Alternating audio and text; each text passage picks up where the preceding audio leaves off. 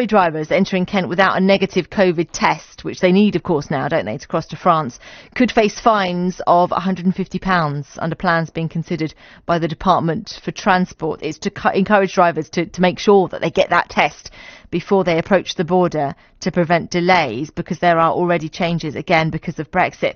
Now, the government has set up a network of testing centres outside Kent to keep traffic moving, and drivers can still currently get tested here, though, at Ashford and Manston, of course, as well. This is separate to the more than 400 fines which have been issued to HGV drivers who failed to obtain the valid Kent access permit, which you now need before you come to Kent. So let's discuss this now with Graham Pask. He's the South East Regional Manager of the Road Haulage Association. Graham, thank you so much for joining us this morning. Good morning. So lorry drivers have got a lot to deal with at the moment, I think it's fair to say. You know, all the extra paperwork and the coronavirus test. This idea of fining them before they get to Kent, is it fair? Well, good morning. It's a difficult one, really. I think in reality, a majority of drivers turning back up into the ports or down into Kent without a COVID test aren't UK drivers, they're European drivers. And I think that it is a fair point that there should be some sort of dissuasion for them turning up. I don't think anybody's going to deliberately turn up and just get pushed back again.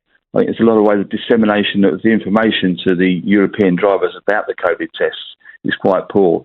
But nevertheless, it's something that is causing a massive problem, and it does need to be sorted. I think the more that drivers get used to it, the more that they will understand the regulations. And as I say, these aren't UK drivers, the majority of them are European drivers. This is just exacerbating the issues down in the ports with the customs clearance. I mean, as you're saying, drivers are being fined for not turning up with the right paperwork. But unfortunately, the Kent Access Pass is only one part of it. There is no one unique document that the driver needs to turn up down at the port to ship out. There are various product codes, many of which require different customs clearance processes. And even trucks that have cleared in the UK through our customs have got to France and turned around again. So we're putting the onus on drivers, but I think it's totally unfair, because at the end of the day, it's the exporter's responsibility to make sure the documents are correct, not the driver.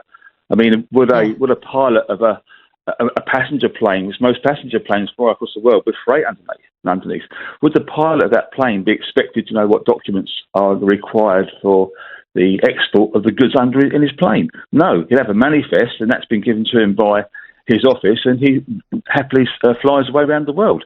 It's the same with the driver. The driver should be handed the correct documents at the point of loading by the exporter. That makes sense. So Graham, sorry to interrupt. Is there enough information then? Is there enough kind of awareness by firms?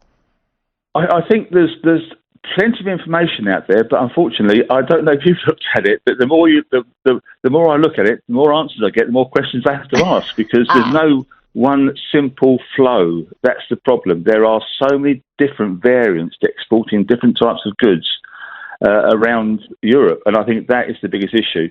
We've got a very overcomplicated system. It's not a case of simply turning up with a document at a customs agent and clearing and going.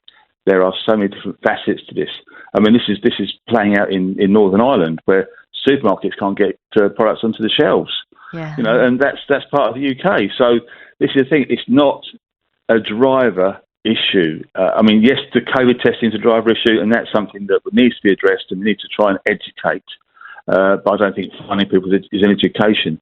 But certainly the whole issue is not a driver issue. It's a business-driven issue. And I think that, you know, we have failed dramatically in getting ourselves prepared as a country for this. Bearing in mind we had 4 years, but we seem to cram it into the last 4 days because we were waiting for a deal or no deal. But I think, as the RHA have been saying, the deal or no deal would have no bearing on the processes. The processes are still the same. The deal was all about tariffs on goods. The processes are still the same. So why we left it so late to put systems in place? And indeed, the systems are overloaded. The systems are falling down.